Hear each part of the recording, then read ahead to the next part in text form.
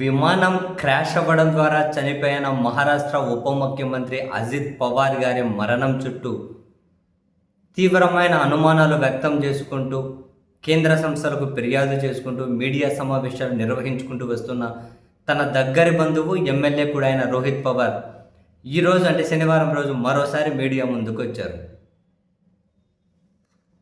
2 రోజుల కిందట ఏమన్నారు? ఈ మరణం వెనక ఏకంగా టీడీపీ హస్తల నేత ఉంది అని, 35 కోట్ల విలువైన ఎయిర్ క్రాఫ్ట్కి 210 కోట్ల ఇన్సూరెన్సు ఎందుకు చేయించారు అని, రామ్మోహన్ నాయుడు ఎందుకు అబద్ధాలు చెబుతున్నారని, విఆర్ఎస్ ట్రావెల్స్ యజమానికి క్రాష్ అయిన ఫ్లైట్ ఏదైతే ఉంటుందో ఆ కంపెనీ విఆర్ఎస్ ట్రావెల్స్ యజమానికి టీడీపీ నేతలకు దగ్గర సంబంధం ఉంది అని, సో ఆ యజమానిని దేశం నుంచి అమెరికాకు పంపించేశారు అని చాలా వ్యాఖ్యలు చేశారు.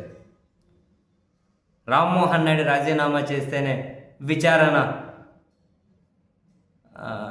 సక్రమంగా జరుగుతుంది అని రామ్మోహన్ నాయుడు రాజీనామా చేయాలని చెప్పి చేసుకుంటూ వచ్చారు.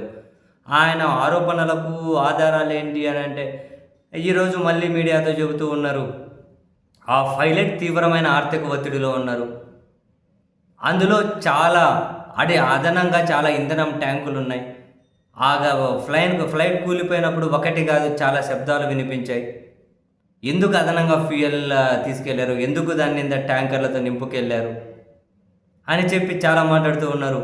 డీజీసీఏ అధికారులు ప్లస్ విఆర్ఎస్ ట్రావెల్స్ యజమానులు ఇద్దరు అంటే ఆ ఉద్యోగులు మొత్తం వీళ్ళు విఆర్ఎస్ ట్రావెల్స్ ప్లస్ డీజీసీ అధికారులు కుమ్మక్కైపోయారు.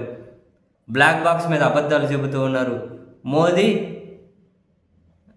అమిత్ షా మాకు న్యాయం చేయాలి అని చెప్పి రోహిత్ పవార్ మరోసారి మీడియా ముందుకు వచ్చారు. రామ్మోహన్ నాయుడు రాజీనామా చేయాల్సిందే అని చెప్పి మరోసారి ఆయన అయితే డిమాండ్ చేస్తూ ఉన్నారు.